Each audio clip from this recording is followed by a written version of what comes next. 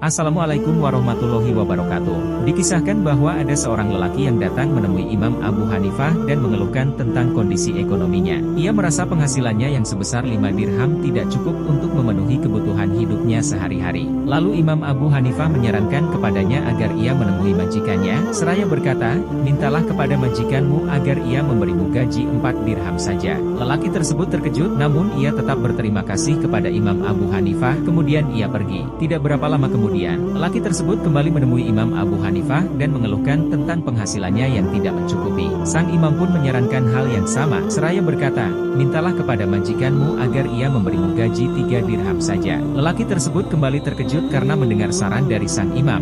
Namun kepercayaannya kepada sang imam mendorongnya untuk tetap mendengarkan dan mentaati. Hari-hari dan bulan pun telah berlalu 1,5 tahun lamanya. Hingga pada suatu hari di sebuah pasar, salah satu murid Imam Abu Hanifah melihat lelaki yang pernah mengadu kepada Imam Abu Hanifah. Sang murid lalu menyapanya seraya bertanya, "Bukankah Anda yang pernah mengeluhkan tentang sulitnya kondisi ekonomi kepada Imam Abu Hanifah?" Lelaki tersebut menjawab, "Ya benar, dan saya tetap mendengarkan saran dari Imam Abu Hanifah. Saya mencukupkan diri dengan 3 dirham, bahkan sekarang 3 dirham itu lebih dari cukup untuk memenuhi kebutuhan saya." Murid itu keheranan karena menemukan fakta penghasilan 5 dirham tidak mencukupi tetapi 3 dirham justru berlebih. Akhirnya murid itu pergi meninggalkan lelaki tersebut dan menemui Imam Abu Hanifah untuk melaporkan kejadian itu. Setelah diceritakan, Imam Abu Hanifah lalu berkata kepada muridnya, "Telah nampak di wajah lelaki tersebut aura kebaikan dan kesolihan. Saya baru paham, ternyata sebab tidak cukupnya penghasilan orang tersebut sebelumnya yang pernah dia keluhkan kepadaku adalah karena harta tersebut tidak halal."